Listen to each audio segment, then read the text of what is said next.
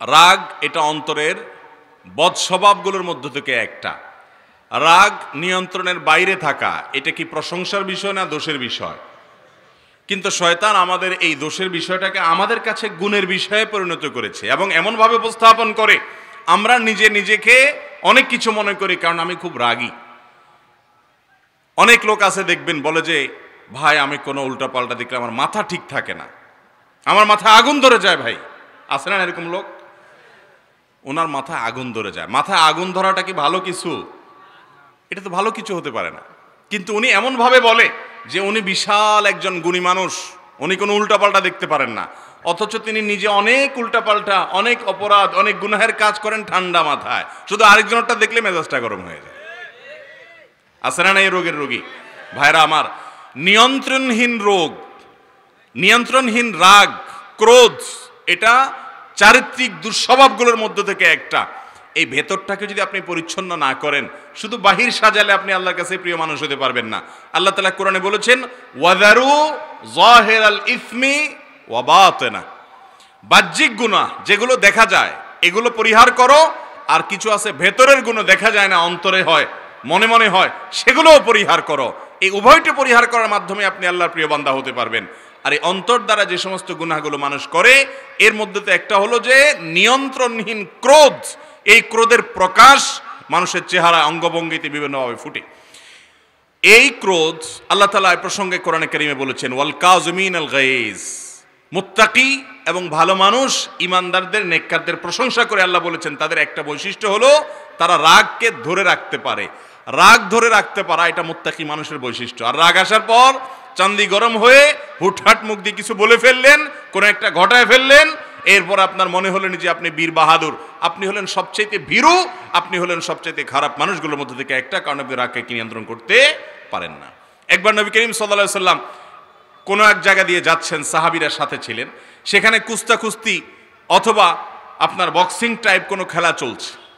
তো সেই কুস্তিগীরদের মধ্যে থেকে একজন কুস্তিগীর আছে, তাকে কেউ কোনোভাবে কুপকাত করতে পারছে না। সাহাবীরা বললেন ইয়া রাসূলুল্লাহ, অনেক বড় বীর, তাকে কেউই কুপকাত করতে পারছে না, যত কম্পিটিটর আসে, যত প্রতিযোগী আসে, সবাইকে সে কুপকাত করে ফেলে। নবী করিম সাল্লাল্লাহু আলাইহি সাল্লাম তখন বললেন, এই ব্যক্তিকে তোমরা বীর বলছো, প্রকৃত অর্থে এবং আসল বীর এই লোক না। আসল বীরকে তোমরা কি জানো? সাহাবীরা বলেন ইয়া রাসূলুল্লাহ, কে আসল বীর?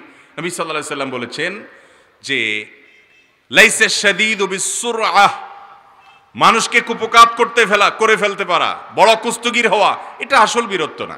আসল বীরত্ব হলো যে ব্যক্তির মাথা রক্ত উঠে গেছে মাথায়, এরপরও সে নিজের রাগকে কন্ট্রোল করতে পেরেছে, হাসি মুখে সেখান থেকে চলে আসতে পেরেছে, কোনো গন্ডগোল ফাসাদ, কোনো ঝামেলা হতে দেয় নাই, কারো গায়ে হাত দেয় নাই, নিজেকে কন্ট্রোল করতে পারে, যে এ হলো আসল বীর, এ হলো আসল বাহাদুর।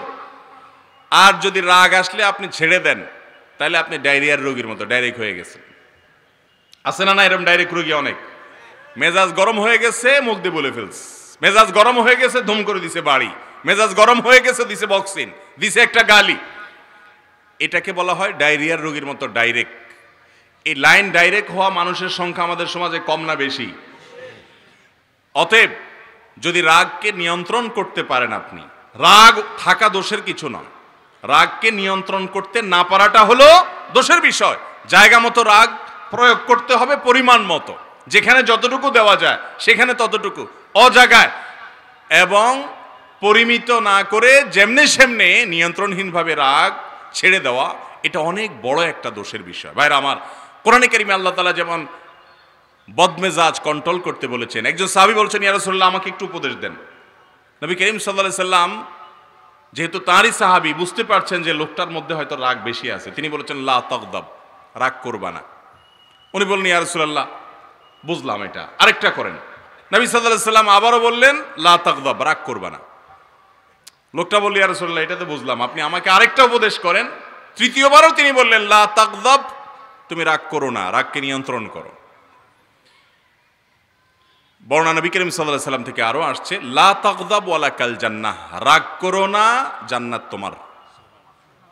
কত বড় একটা বিষয় চিন্তা করেন, অথচ এটাকে আমরা কোরআন হাদিসের আলোকে কোনো ভালো কাজ মন্দ কাজের তালিকায় রাখছি না যে রাগ নিয়ন্ত্রণ করা ভালো কাজ, আর রাগ যেখানে সেখানে ছেড়ে দেওয়া এটা গুনাহের কাজ। কোনো কোনো ক্ষেত্রে এর ফলে বড় বড় অপরাধ হতে পারে। অতএব ভাইরা আমার, রাগ নিয়ন্ত্রণ করার চেষ্টা করব তো ইনশাআল্লাহ। রাগ নিয়ন্ত্রণ করার জন্য কিছু এক্সারসাইজ আছে, এক্সারসাইজগুলো করলে রাগ নিয়ন্ত্রণ হবে ইনশাআল্লাহ।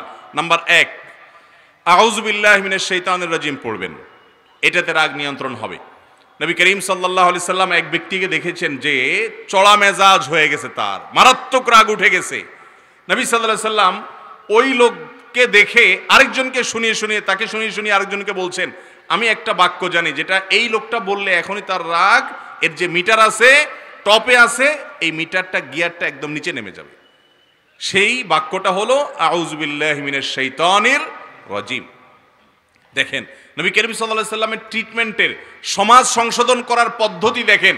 তিনি যদি ওই রাগান্বিত ব্যক্তির কাছে যায় বলতেন, এই ভাই তোমার রাগ উঠে গেছে মাথায়, তুমি তো এখন উল্টাপাল্টা করে ফেলবা, তোমার গুনাহ হবে, তুমি এক কাজ করো আউযু বিল্লাহি মিনাশ শাইতানির রাজিম পড়ো, এটা পড়লে তোমার রাগ থেমে যাবে।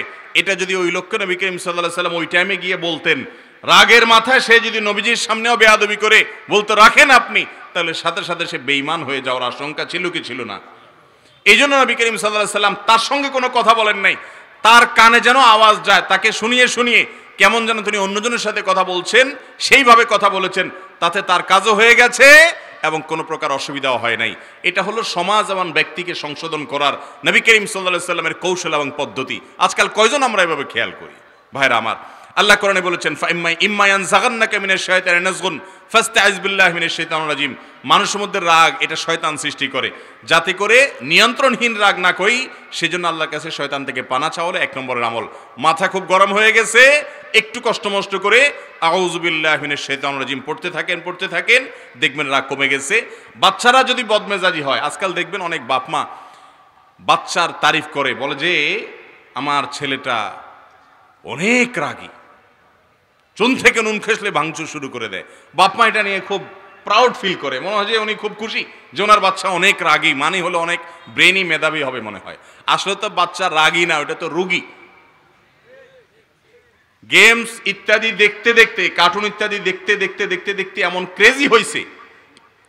আমি একটা কথা প্রায় বলি, আমরা ছোটবেলায় বাচ্চা কাচ্চা দেখেছি, এখনো দেখছি। ছোটবেলায় যে সমস্ত বাচ্চা কাচ্চা আমরা দেখছি, যখন স্মার্টফোনের এত ব্যবহার ছিল না, তখন বাচ্চা কাচ্চা এত বেয়াদব ছিল না, তখন বাচ্চা কাচ্চা এত ক্রেজি ছিল না, বাচ্চা কাচ্চা এত অসুস্থ ছিল না। এখন ছোট পোলাপাইন, চুলের থেকে নুন খসলে ভাঙচুর, মারামারি কাটাকাটি, এর দিকে লাথি, ওরে থুতু, ফাইট ছাড়া কিছু নাই। কারণ মোবাইলে যে গেমস, কম্পিউটার যে গেমস সে দেখে, গেমসগুলোতে সারাদিন দেখে, সামনে যে আসে ঠুস মেরে সব শেষ করে ফেলা। সে মারামারি কাটাকাটি ছাড়া কিছু দেখে নাই, শিখে নাই। এই জন্য দেখবেন বাসায় কোনো গেস্ট আসছে, মেহমান আসছে, সেখানেও দেখবেন যেরকম করে আঙ্কেলকে ধরে পিস্তল তাক করে, আছে না নাই? ভাইরা আমার, বাচ্চাগুলোকে আমরা অসুস্থ বানিয়ে ফেলছি এগুলো দিয়ে। যাই হোক, তো ক্রেজি হয়ে যাচ্ছে বাচ্চারা বদমেজাজি হয়ে যাচ্ছে। আগে বাচ্চারা এত বদমেজাজি ছিল না, এগুলো আমাদের হাতের কামাই। যাই হোক, বাচ্চাদের বদমেজাজ দূর করার জন্য এই আমলটি খুবই ফলপ্রসূ, যে তাদের খাবারে ফু দিবেন, আউযু বিল্লাহি মিনাশ শাইতানির রাজিম 7 বার পড়বেন, 3 বার পরে সংবার পড়বেন, পড়ে ফু দিবেন, এটা খাওয়াবেন, ইনশাআল্লাহ তার বদমেজাজি আস্তে আস্তে কমবে। তবে এদিকে যদি গেমস খেলানোর ভিতরে তাকে চালু রাখেন, অব্যাহত রাখেন, আর এদিক দিয়ে আউযুল্লাহ পড়েন, তাহলে কাটাকাটি হয়ে যাবে, কাজের কাজ কিছুই হবে না। কথা কি বুঝাতে পারছি? এই জন্য ওই অপকর্মটা বন্ধ করতে হবে, আউযুবিল্লাহ বেশি করে পড়তে হবে। এর মাধ্যমে কি হবে? রাগ কমে যাবে ইনশাআল্লাহ। রাগ কমানোর জন্য দ্বিতীয় আমল হলো অবস্থার পরিবর্তন করা। এটাও হাদিসে নির্দেশিত একটি আমল, এবং এই আমলটি আপনি জীবনে 2-4 বার পরীক্ষা করে দেখেন, অসম্ভব উপকারী এবং তৎক্ষণাৎ উপকারী একটা আমল। সেটা হলো নিজের অবস্থার পরিবর্তন। অবস্থার পরিবর্তন মানে ধরুন আপনার রাগ এসেছে এক জায়গায়, একটা দোকানে আপনার মেজাজ গরম হয়েছে, আপনি সেখান থেকে যদি একটু বের হয়ে যান, দেখবেন রাগ কমে গেছে। আপনার দাঁড়ানো অবস্থা রাগ আসছে, আপনি যদি বসে যান রাগ কমে যাবে। বসা অবস্থা রাগ আসছে, লম্বা হয়ে শুয়ে যান, দেখবেন রাগ কমে গেছে। সাধারণত রাগী ব্যক্তি তো এক ধরনের রুগী। এই রুগী বেচারা নিজে বুঝে না কি করতে হবে, তখন যদি অন্য কেউ হাত ধরে বলে, ভাই চলেন এখান থেকে বাইরে হন, আসেন আপনি অন্য জায়গায় নিয়ে যাই, কোনো রকম টেনে অন্য জায়গায় নিয়ে যান, দেখবেন যে রাগের মিটার আস্তে কমে গেছে। অতএব রাগ নিয়ন্ত্রণ করার জন্য অবস্থা এবং জায়গার পরিবর্তন এটা উপকারী। নাম্বার 3, যে কোনো ঝগড়া বিবাদ পরিহার করা, এটা খুব সওয়াবের কাজ না? ঝগড়া করা সওয়াবের কাজ। নবী করিম সাল্লাল্লাহু আলাইহি ওয়াসাল্লাম বলেছেন, এক ব্যক্তি সত্যের উপরে প্রতিষ্ঠিত, তারপরেও অহেতুক ঝগড়া বিবাদ যদি পরিহার করে, আমি তার জন্য জান্নাতের সেন্টার পয়েন্টে একটা প্রাসাদের দায়িত্ব নিলাম। ভাইরা আমার, অতএব রাগ নিয়ন্ত্রণ করার জন্য ঝগড়াঝাটি অ্যাভয়েড করার মানসিকতা থাকতে হবে। অতএব ঝগড়া বিবাদ এড়ানো, এটারও রাগ নিয়ন্ত্রণ করার অনেক বড় একটা বিষয়। 4 নম্বর আমল হলো অজু করা। অজু করার মাধ্যমেও রাগ নিয়ন্ত্রণ করা যায়। খুব বেশি মেজাজ গরম হয়েছে, একটু হাত মুখে পানি দিয়ে দেন, দেখবেন রাগ হলে কিন্তু শরীর গরম হয়ে যায়। অজু করেন, দেখবেন ইনশাআল্লাহ রাগ কমে যাবে। 5 নম্বর হলো রাগ নিয়ন্ত্রণের উপকারিতাগুলো চিন্তা করবেন, আর রাগ নিয়ন্ত্রণ না করার পরিণতি চিন্তা করবেন। জীবনে যতবার মুখটা ছোট হয়েছে, প্রত্যেকে যারটা হিসাব করে দেখেন, জীবনে যত জায়গায় আপনার মুখ ছোট হয়েছে, আপনার যত জায়গায় বেইজ্জত হয়েছেন, তত জায়গায় দেখবেন অনিয়ন্ত্রিত রাগ, অজাগায় রাগ করে আপনি পরবর্তীতে শরম পাইছেন, লজ্জা পাইছেন, মুখটা ছোট হয়েছে।